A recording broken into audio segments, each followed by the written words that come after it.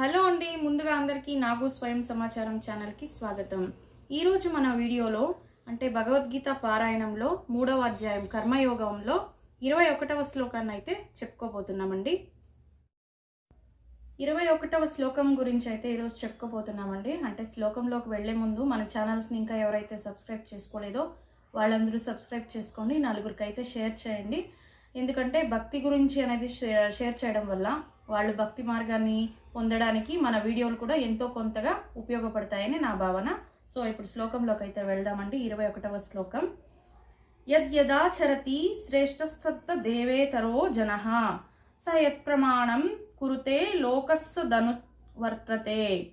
యత్ దేనిని ఆచరతి ఆచరిస్తాడో శ్రేష్ఠు ఉత్తమ నాయకుడు తత్ దానిని మాత్రమే ఏవా నిక్కముగా ఇతరహ సామాన్యుడైన జనః వ్యక్తి సహ అతడు యత్ దేనిని ప్రమాణం ఉపమానము కురుతే చేస్తాడో లోకమంతా తత్ దానిని అనువర్తతే అనుసరిస్తుంది.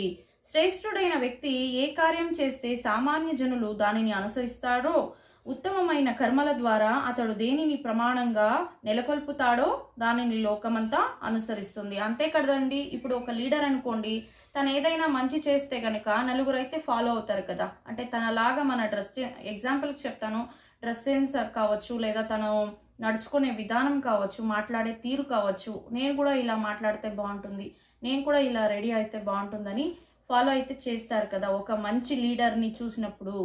అలాంటి వ్యక్తిత్వాన్ని ఇక్కడ వ్యక్తపరచడం అయితే జరుగుతుంది. శ్రేష్టమైన వ్యక్తి గురించి చెప్తున్నారు. ఇక్కడ ఒక ఉత్తముడు ఎలా ఉంటాడనేది చెప్తున్నారు. తద్వారా నలుగురు ఎలా ఫాలో కావాలి తనని, అంటే మంచి రీతిగా ఎలా డెవలప్ అవ్వాలి అనేది కూడా ఇక్కడ వివరించడం అయితే జరిగింది ఈ శ్లోకంలో. భాష్యము. ఆచరణాత్మక నడవడి ద్వారా బోధించగలిగే నాయకుడు జనసామాన్యానికి ఎల్లప్పుడూ అవసరము. నాయకుడే పొగ త్రాగడం ఆ పనిని జనులకు బోధించలేడు.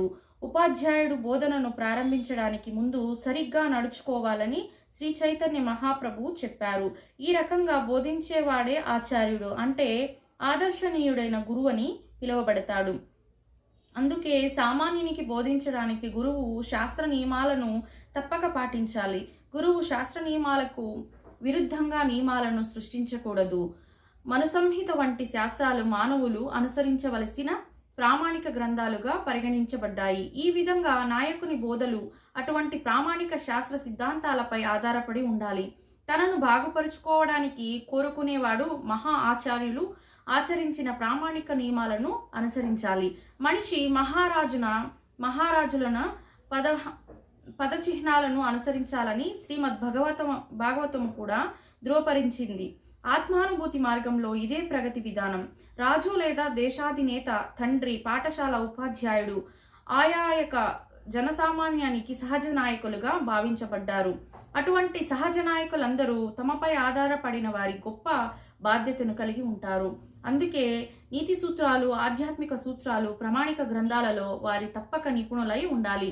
అంటే ఇక్కడ ఎవరైనా ఒక గురువు కానీ నాయకత్వ లక్షణాలు ఉన్న నాయకుడు, ఎస్పెషల్లీ చెప్పాలంటే ఇప్పుడు నాయకత్వాన్ని వహిస్తారు కదా, అలాంటి వాళ్ళు కానీ ఒక గురువు కానీ నలుగురికి శిష్యునికి బోధించవలసిన వాడైన వస్తే తను మొదలుగా ప్రిపేర్ అయి ఉండాలి. అంటే తను శాస్త్రం గురించి తెలుసుకుని ఉండాలి, తనకి మంచిగా అవగాహన ఉండాలి శాస్త్రం పట్ల.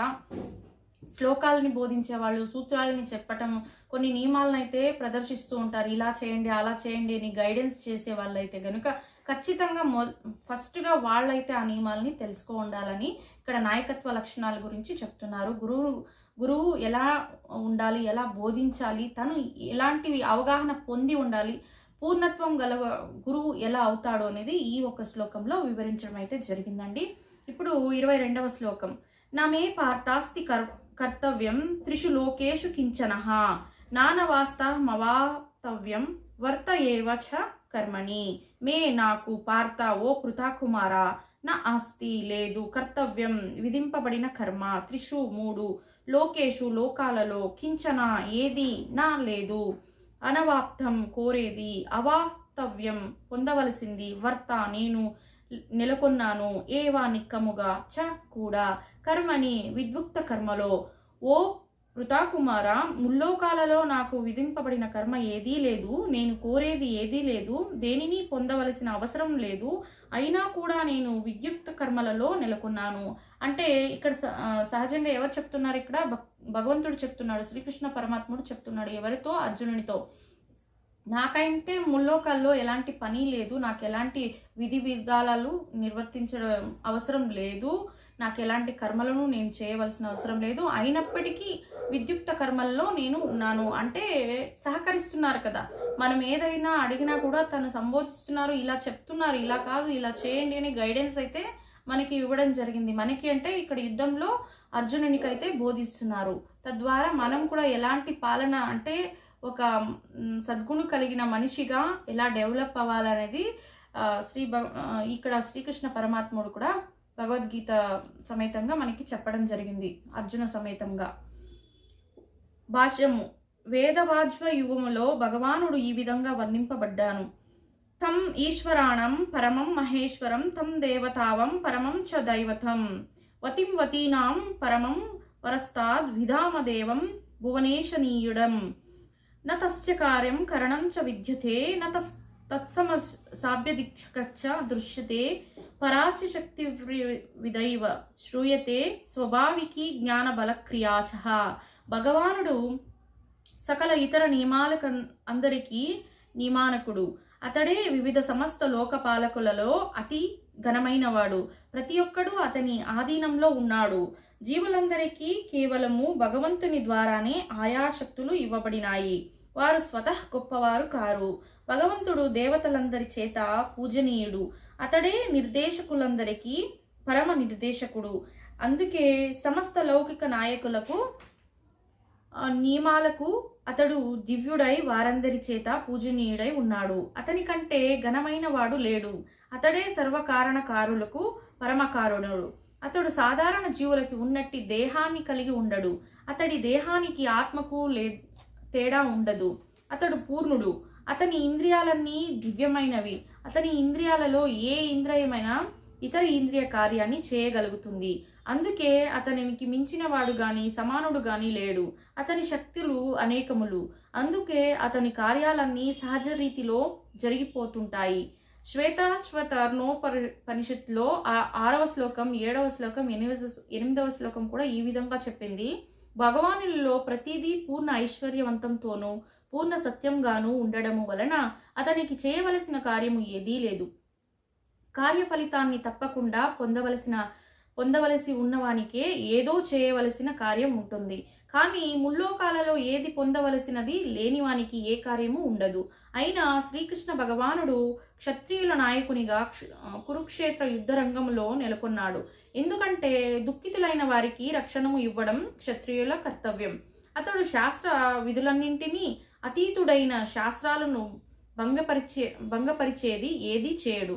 అంటే ఇక్కడ శాస్త్రీయ నియమాలు అయితే ఉంటాయి కదండి. ఇక్కడ నాయకత్వంగా నిర్మించాడు. కురుక్షేత్ర యుద్ధంలో క్షత్రియ వంశానికి యుద్ధ భూమిలో నాయకత్వాన్ని అయితే వహించారు ఎవరు? శ్రీకృష్ణ భగవానుడు. కాకపోతే ఆ శాస్త్రాలన్నింటికి ఎలాంటి తప్పిదావాలని పట్టించకుండా నియమాలు ఏమున్నాయో వాటిని గైడెన్స్ అయితే చేస్తూ ఉంటారు. ఎవరికి? ఇక్కడ అర్జునునికైతే గైడెన్స్ బోధిస్తూ ఉంటారు. నువ్వు ఇలా కాదు, ఇలా చేయాలి, నువ్వు మౌనానికి చిక్కుకోకూడదు, ఇంద్రియ నిగ్రహణ పాటించాలి, ఎదుటి వాళ్ళు నీ బంధుత్వం కలిగిన వాళ్ళైనా కూడా యుద్ధ నియమాలను అయితే నువ్వు యథావిధిగా పాటించాలని అప్పుడప్పుడు తన్ని మోటివేట్ చేస్తూ ఉంటారు. అంతే కదా. ఇప్పుడు ఒక ఎగ్జాంపుల్కి ఒక రన్నింగ్ రేసే తీసుకోండి. మధ్య మధ్యలో తన కోచ్ అయితే వచ్చి గైడెన్స్ చేస్తూ ఉంటారు. నువ్వు ఇలా ఉండు, ఇలా చేయకు అని అయితే బోధిస్తూ ఉంటారు, మోటివేట్ కూడా చేస్తూ ఉంటారు. అదేవిధంగా ఏదే ఒక కార్యం చేయడానికి ఉత్సాహాన్ని కల్పించడానికి గురువు అనేది చాలా ముఖ్యమైన పాత్ర వహిస్తుంది. అందుకే ఇక్కడ అర్జునుడు పూర్ణత్వాన్ని కలిగి ఉన్నవాడైనప్పటికీ శ్రీకృష్ణ పరమాత్ముని ఇక్కడ అడగకుండా ఏదీ చేయడు. తన ఒక బోధన పట్ల గౌరవం కలిగి తను చెప్పే ఒక నియమాలని ఇక్కడ పాటించడం అయితే జరుగుతుంది.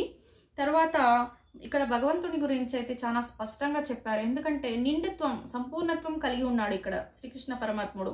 అందుకని తనకి ముల్లోకాల్లో ఎలాంటి పనులు కానీ నియమాలు కానీ లేవు, నియమనిష్టలు కానీ లేవు. ఎందుకు? ఏ విధంగా పని చేయడంలో తను ఎలాంటి పని చేసినా తన సంపూర్ణత్వం కలిగి ఉన్నాడు, సక్సెస్ అనేది ఖచ్చితంగా వస్తుంది. ఎందుకంటే అతడు భగవంతుడు. భగవంతుడు అని ఎందుకంటామంటే మనం లాగా తన శరీరం అయితే ఉండదు అని కూడా ఇక్కడ చెప్పారు. ఆత్మానికి భగవంతునికి వ్యత్యాసమే ఉండదు. అంటే మనకి ఒక తేజోమైన శక్తి రూపంలో భగవంతుడైతే కనిపిస్తాడని ఈ శ్లోకం ద్వారా మనం తెలుసుకోవచ్చు.